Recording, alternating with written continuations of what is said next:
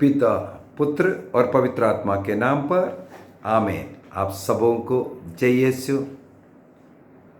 आज एक और सवाल मेरे पास आया है, उत्तर मांगते हुए। संत मत्ती सुसमाचार उसके अध्याय 5 वाक्य 29 और 30 में प्रभु ईसा मसीह कहते हैं, यदि तुम्हारा दाहिना हाथ तुम्हारे लिए पाप का कारण बनता है, उसे काट दो। निकाल करके फेंकने के लिए कहते हैं। यदि तुम्हारी दाहिने आंख तुम्हारे लिए पाप का कारण बनता है, निकाल दो बोलता है। तो ईसा मसीह ने ऐसा क्यों कहा? आंख निकालने का और हाथ काटने का सवाल यही आया है। तो उसको उत्तर को समझने के लिए मेरे विचार में एक सीधा साधा है उत्तर ही है, लेकिन उसको हमें थोड़ा सा गहराई में सीख करके समझेंगे। ईसा मसीह ने ऐसा क्यों कहा? इससे पहले हम लोगों को देखना है ये जो बात बोलने के पहले ईसा मसीह ने क्या कहा था। वाक्य 27 और 28 में शुद्धता के विषय में कहा है, व्यभिचार के विषय में कहा है। 27 में लिखा है, तुमने सुना है कि व्यभिचार मत करो। कहां सुना? ईश्वर ने जो 10 आज्ञा मूसा नबी के द्वारा दिया, उसमें 6वें आज्ञा के रूप में प्रभु ने हमें यह आज्ञा दिया, व्यभिचार नहीं करना। पुराने विधान के अनुसार व्यभिचार का मतलब है विवाह जीवन के बाहर, विवाह के पहले या विवाह में रहते हुए अन्य लोगों के साथ शारीरिक संबंध करना। उसे व्यभिचार पुराने विधान के अनुसार कहते हैं।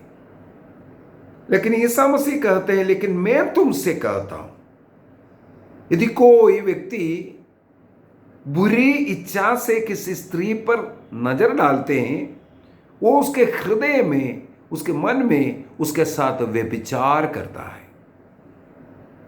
तो ईसा मसीह कहते हैं केवल शारीरिक रूप से ही व्यभिचार नहीं होता, इच्छा के रूप में भी, मन में, हृदय में भी व्यभिचार होता है। इस प्रकार आप केवल शरीर को ही अपवित्र नहीं करते, इसके द्वारा आप अपना हृदय को, मन को भी अपवित्र करते हैं।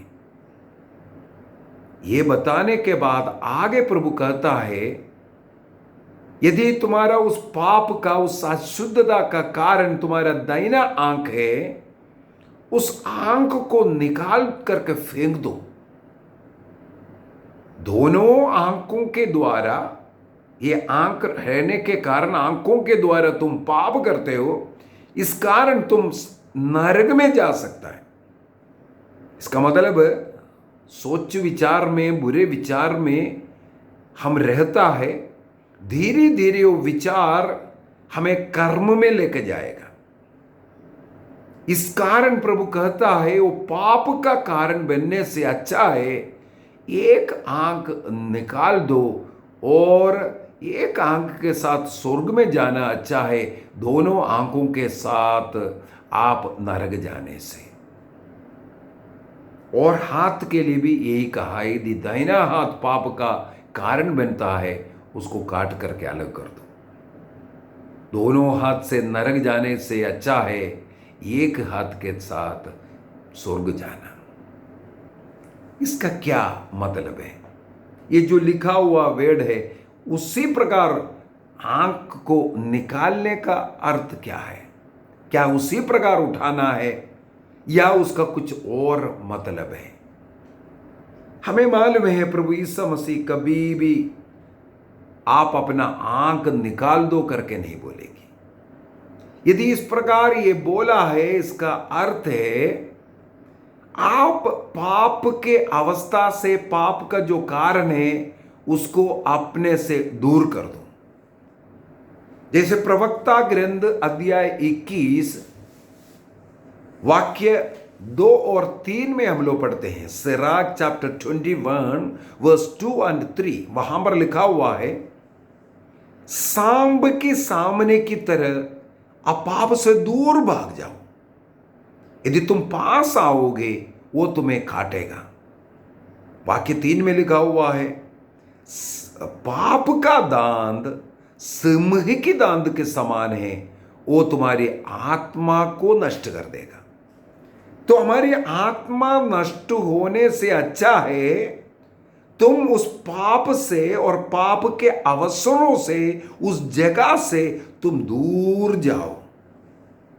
यदि देखने के द्वारा हो सकता है मोबाइल में जो हमें देखना नहीं चाहिए ऐसा वीडियोस, ऐसा मैसेजेस सब हम देखते हो, जो हम देखने से हमारे मन में पाप आ सकता है, पाप विचार हमें उस पाप का गुलाम बना सकता है।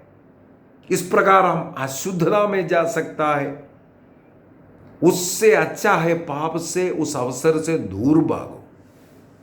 बहुत ही एक सुंदर वचन अय्यूब के ग्रंथ में, अय्यूब का ग्रंथ अध्याय 31 वाक्य 1 में अय्यूब कहते हैं, जॉब चैप्टर 31 वर्स 1, वहां पर लिखा हुआ है, अय्यूब ने कहा, मैं अपनी आंखों के साथ समझौता किया कि मैं मेरे आंखों के द्वारा किसी कुंवारी पर नजर नहीं डालूंगा, जिससे देखने के द्वारा मेरे मन में वो बुरे विचार आकर मुझे अशुद्ध ना कर दे, पाप ना कर दे। इसलिए मैंने समझौता किया, निर्णय किया, मैं अपनी आंखों से कुंवारियों के ऊपर नजर नहीं डालूंगा, पाप का कारण नहीं बनूंगा। अय्यूब जो ये निर्णय किया, मैं आंखों के साथ कुंवारियों पर नजर नहीं डालूंगा, इस निर्णय को ही यीशु मसीह ने कहा, पाप का कारण यदि आंख बनता है, आंख को निकाल दो।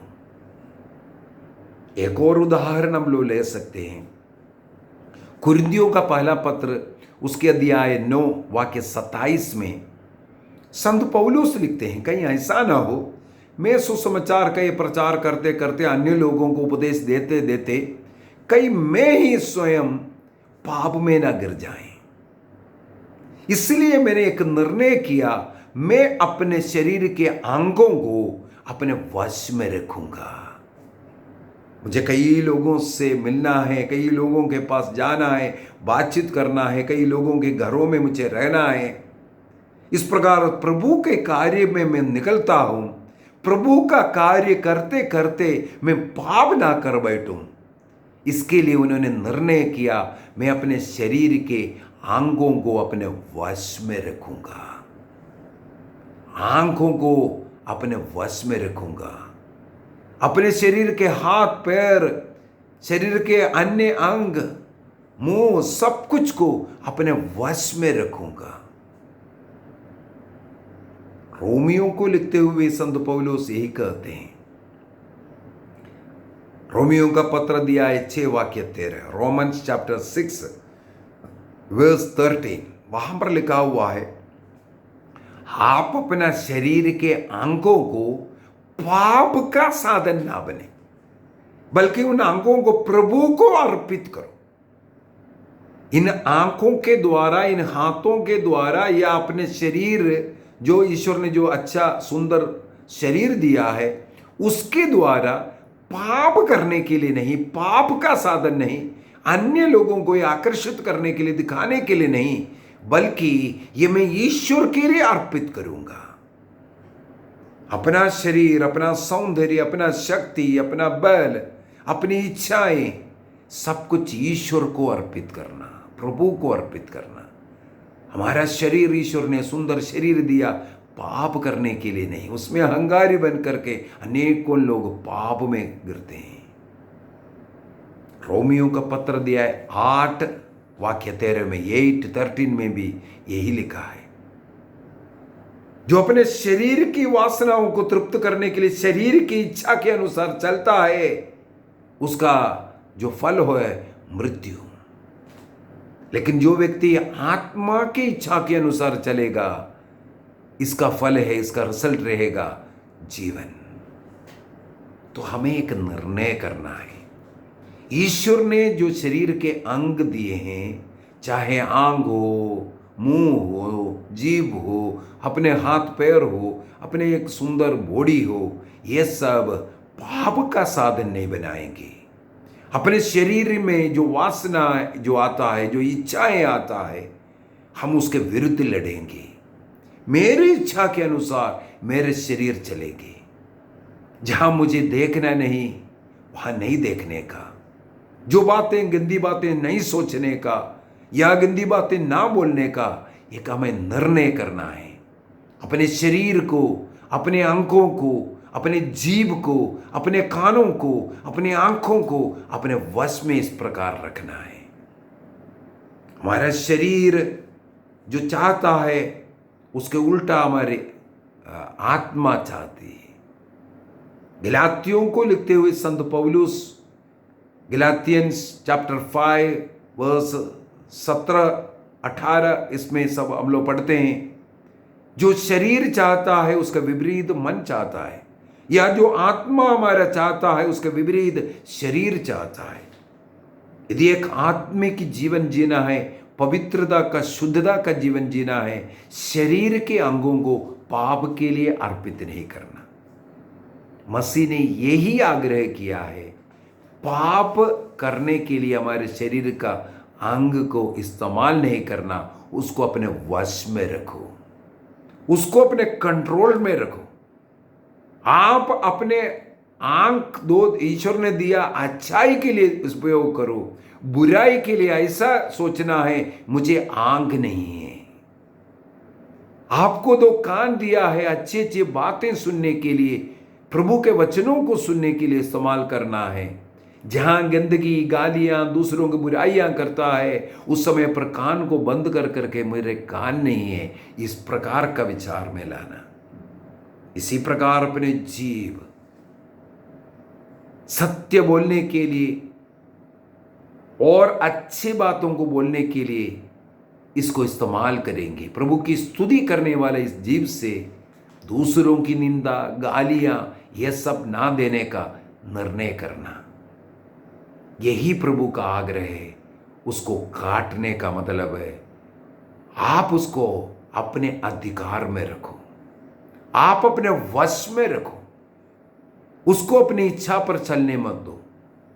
अपने मन को अपने वश में रखना, अपने शरीर के हर एक इंद्रिय को, अंगों को अपने वश में रखकर पाप से दूर रहने के लिए, स्वर्ग राज्य के योग्य जीवन जीने के लिए प्रभु आग्रह करते हैं।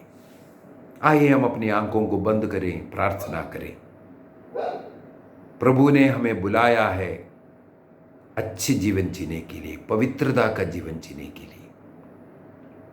यदि उसके लिए कुछ भी बाधाएं उत्पन्न हो रहा है, आंख के द्वारा देखते हुए, बोलते हुए या सुनते हुए, या अपने शरीर के हाथ पैर के द्वारा हम जो भी गलत काम करते हैं, प्रभु चाहते हैं उस गलत काम ना करें, उस पाप के अवसरों से दूर भागे। सांब के सामने की तरह दूर भागने के लिए प्रभु हमसे कहते हैं, निर्णय कीजिए। अपने शरीर के अंगों को अपने वश में रखने का। कोई भी गंदी वीडियो, गंदी पिक्चर जो मुझे नहीं देखना चाहिए, गंदी किताब पढ़ना, गंदी तस्वीर देखना, दूसरों के शरीर के नग्नता देखना, निर्णय कीजिए। जो मुझे अशुद्धता में डाल सकता है, पाप में डाल सकता है, मेरे आंखों से मैं नहीं देखूंगा। निर्णय कीजिए। यदि कोई बुराइयां कोई कहते हैं, गालियां बक रहा है, मैं मेरा ध्यान, मेरा कान उसकी ओर नहीं देगा। कान को बंद करने का।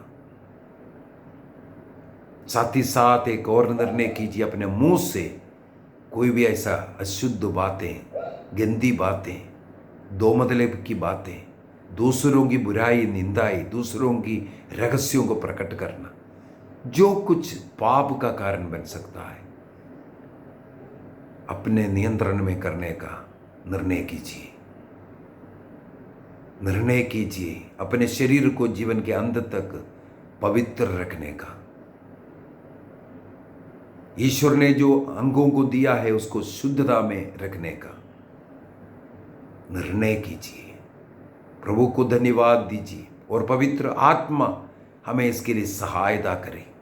पवित्र आत्मा हमारे शरीर के अंगों को पवित्र करे, शुद्ध करे। पिता, पुत्र और पवित्र आत्मा के नाम पर आमीन। आप सबों को जय यीशु।